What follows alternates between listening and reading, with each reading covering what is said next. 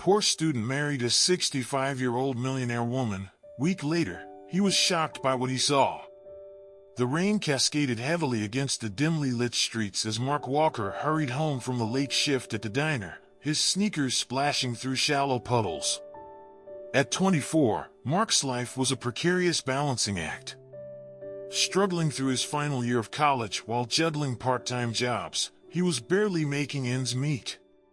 The mounting student loans and the recent foreclosure notice on his family's small home weighed heavily on his mind. It felt like a losing battle. His phone buzzed in his pocket, startling him. Pulling it out with wet fingers, he read the message. "Mr. Walker, this is Eleanor Hughes. I'd like to meet to discuss a proposition." The name was vaguely familiar. Eleanor Hughes, a name whispered and reverenced around campus. A wealthy, enigmatic widow, notorious for her sharp business acumen and rumored eccentricities. Why was she contacting him? With little to lose and everything to gain, Mark replied hesitantly, agreeing to meet her the next evening. As he lay awake that night, staring at the water-stained ceiling of his tiny apartment, an unease crept over him. Who was Eleanor Hughes, and what could she possibly want with someone like him? Little did he know, the meeting would upend his life in unimaginable ways. Mark Walker had grown up in a small, blue-collar town where opportunities were scarce, and dreams were often deferred. The youngest of 3 children, he'd watched his father work himself to the bone at a local factory, only to lose his job when it shut down a decade ago. Mark's mother had tried to keep the family afloat with odd jobs, but the mounting medical bills from his father's deteriorating health eventually forced them into a cycle of debt. Determined to break free from the struggles that defined his upbringing, Mark had poured himself into academics, earning a scholarship to a prestigious college in the city. But even with the scholarship, life wasn't easy. His part-time jobs barely covered rent, food, and what the scholarship didn't. Each week brought new financial hurdles: a past-due electricity bill, a surprise car repair, or another notice from the bank about his family's home. Eleanor Hughes, on the other hand, was a woman of wealth and power. At 65, she was the sole heiress of the Hughes industrial empire, a sprawling business portfolio that ranged from tech startups to luxury real estate. Eleanor's name was synonymous with success, but her personal life was shrouded in mystery. Widowed for over a decade and childless, she rarely made public appearances, preferring to orchestrate her business dealings from the shadows. Rumors about her swirled in hushed tones. Some said she was a calculating tycoon who'd never recovered from her husband's death. Others described her as a philanthropist with unconventional methods. Whichever version was true, one fact was indisputable: Eleanor Hughes had the power, influence, and wealth to move mountains. But what could a billionaire widow possibly want from Mark, a struggling student with a bleak financial future? As Mark prepared for their meeting, his mind raced with possibilities. Was this some kind of job offer? A scholarship opportunity? Or was there something more sinister at play? He resolved to tread carefully, knowing this encounter could either be his salvation or the beginning of a whole new set of problems.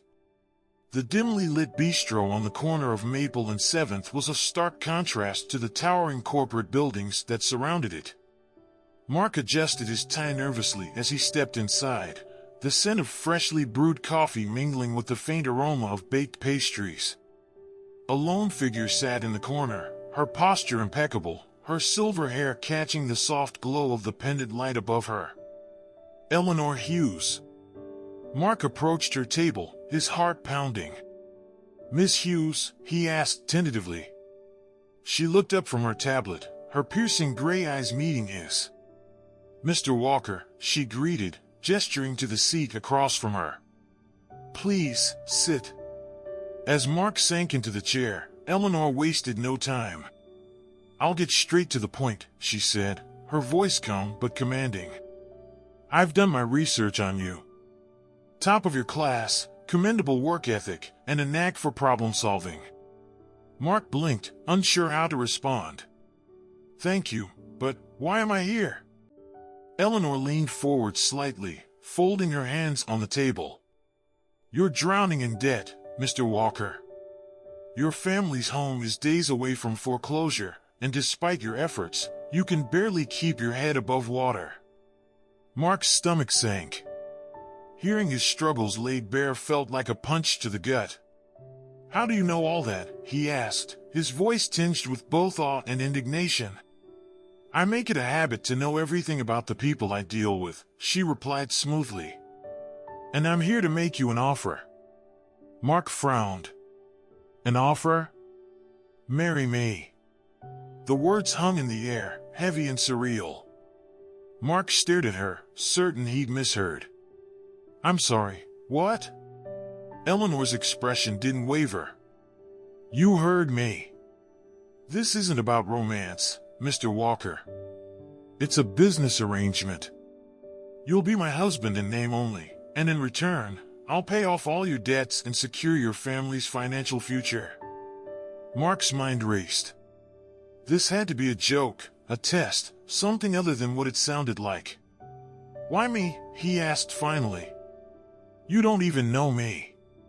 "Because you have nothing to lose," Eleanor said bluntly.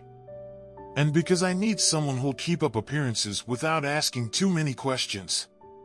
"You fit the bill." Mark leaned back in his chair, his thoughts a chaotic swirl.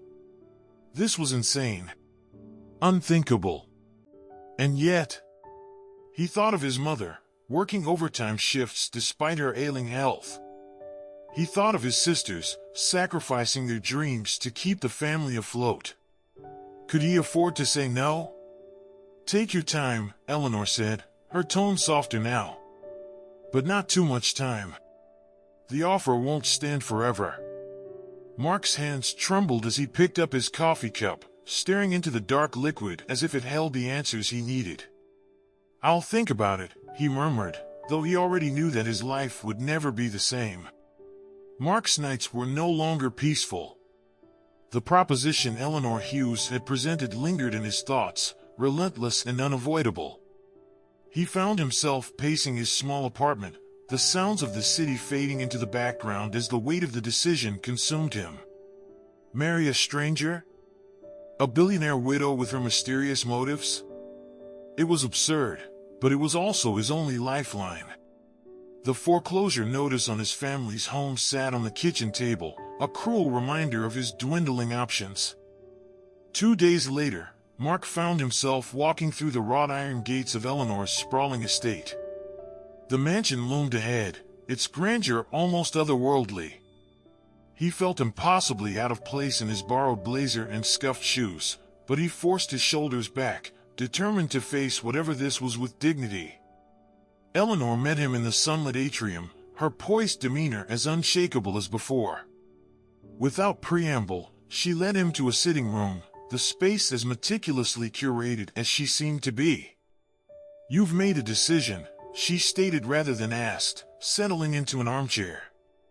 Mark hesitated, his fingers tightening around the strap of his worn bag. "I have. I'll do it." For the first time, Eleanor's lips curved into a faint smile. "Good. Then let's discuss the terms." The terms were as transactional as Eleanor's demeanor. The marriage would be legal, but devoid of intimacy. They would maintain separate living spaces within the mansion, and Eleanor expected Mark to attend public events as her husband, projecting an image of unity. In return, she would settle his family's debts, ensure their financial stability, and even provide him a generous stipend for his use. The arrangement was cold, calculated, and entirely devoid of sentiment. "Why are you doing this?" Mark asked, unable to suppress the question any longer. "You could hire someone, or, I don't know, find someone closer to your world." Eleanor's eyes narrowed slightly, her composure faltering for just a moment. "Let's just say I have my reasons, Mr. Walker. Reasons that are no concern of yours." Mark's curiosity burned, but he bit his tongue. He had already agreed, and probing further wouldn't change anything. The following weeks were a whirlwind. Lawyers, tailors, and stylists invaded Mark's life, reshaping him into a man befitting Eleanor's social circle. Fittings for tailored suits, etiquette lessons, and crash courses in high society protocol consumed his days. Mark barely had time to think, but the rare quiet moments brought waves of doubt. What was he getting himself into? He hadn't even told his family the truth, opting instead for a vague explanation about landing an elite corporate opportunity. The wedding itself was a small, private affair, held in the mansion's grand hall. Eleanor's network of influential acquaintances filled the room, their polite smiles betraying curiosity about the unlikely union. Mark stood stiffly at the altar, his palms sweating as Eleanor approached, her tailored ivory gown as sharp and elegant as she was. There were no romantic glances, no whispered vows of devotion, just the mechanical exchange of rings and a perfunctory kiss on the cheek. As the officiant pronounced them husband and wife, Mark couldn't shake the feeling that he had just signed his soul away. Life in Eleanor's world was as alien as it was overwhelming. The mansion was a labyrinth of marble hallways, opulent sitting rooms, and a staff so discreet they were nearly invisible. Mark's modest upbringing had not prepared him for the endless galas, charity events, and high-stakes dinners Eleanor insisted he attend. At first, he stumbled through conversations with her wealthy friends, their sly remarks about his lucky circumstances cutting deeper than he cared to admit. But with time, Mark learned to navigate the social minefield, crafting an image of confidence that shielded his insecurities. Despite their public appearances, Mark and Eleanor's relationship remained as transactional as ever. They rarely spoke beyond what was necessary, their interactions confined to logistical discussions and rehearsed exchanges for the benefit of onlookers. Yet, as the weeks turned into months, Mark began to notice glimpses of vulnerability beneath Eleanor's icy facade. A wistful glance at an old photograph on her desk, a quiet moment of reflection in the garden, they were fleeting but undeniable. One evening, as they returned from yet another charity gala, Mark finally broke the silence. "Do you ever get tired of it?" he asked, loosening his tie as they sat in the back of the limousine. Eleanor glanced at him, her expression unreadable. "Tired of what?" "All of it. The parties, the pretense. Pretending to care about people who probably don't care about you." For a moment, Eleanor didn't respond.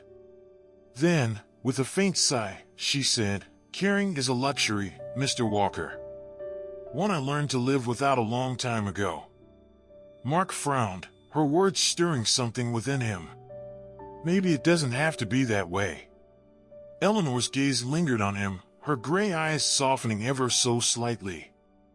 "You're more naive than I thought," she murmured, almost to herself.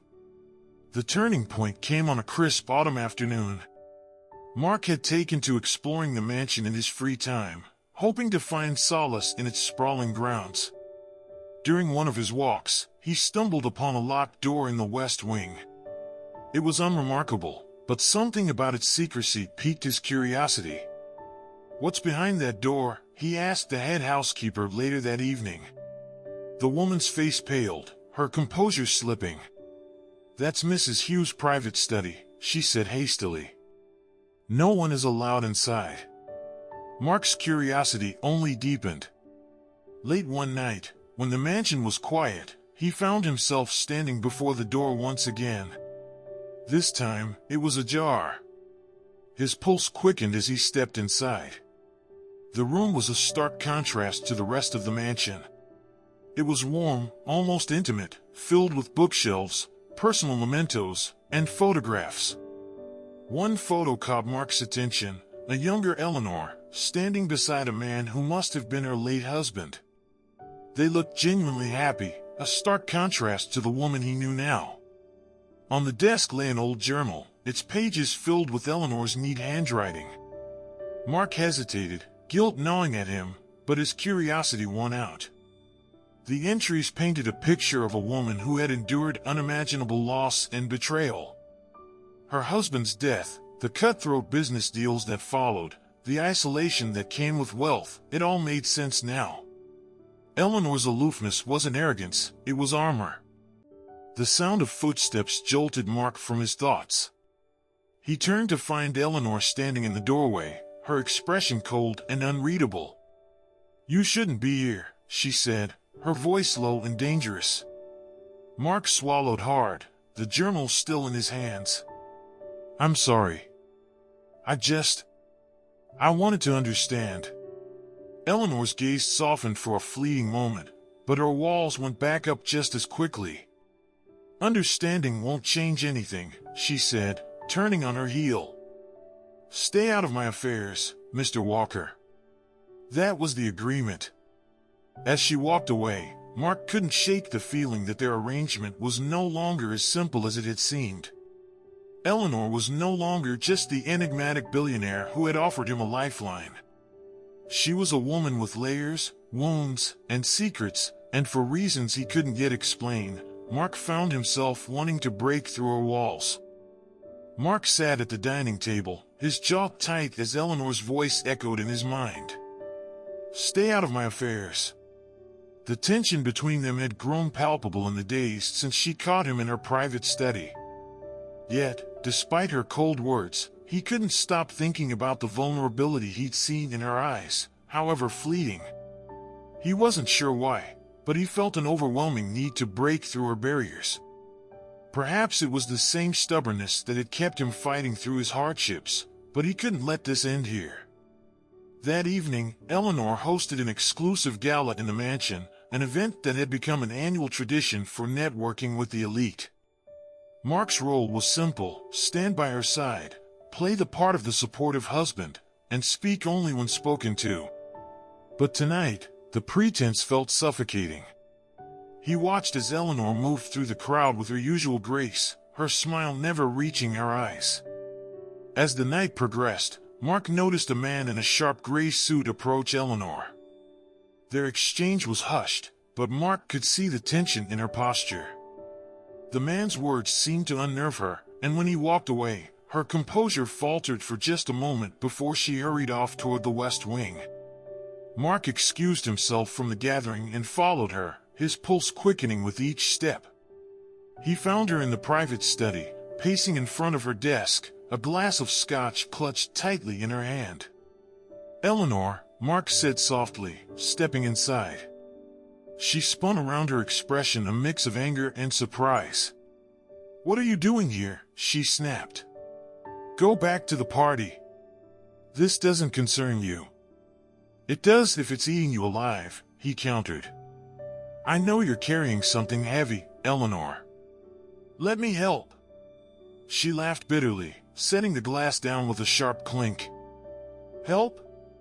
What could you possibly do, Mark? You don't understand the weight of this world." "Then explain it to me," he said, his voice steady but imploring. "Stop shutting me out. You brought me into your life for a reason, didn't you?" Eleanor stared at him, her defenses wavering. Finally, she sank into the leather chair behind her desk, her fingers massaging her temples. "That man you saw me speaking to," she began, her voice quieter now. "He's part of a group that's been circling my company like vultures. They've been leveraging personal secrets to force my hand in deals. My late husband made mistakes they've uncovered. If I don't comply, they'll ruin everything."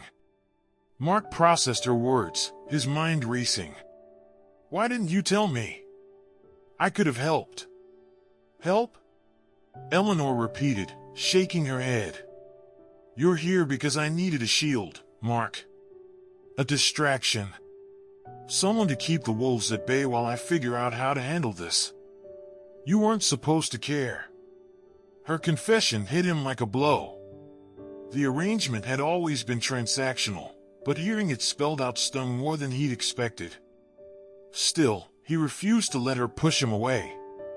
"Maybe I wasn't supposed to care," Mark said, stepping closer, "but I do. You don't have to do this alone, Eleanor. Whatever fight you're in, I'm here."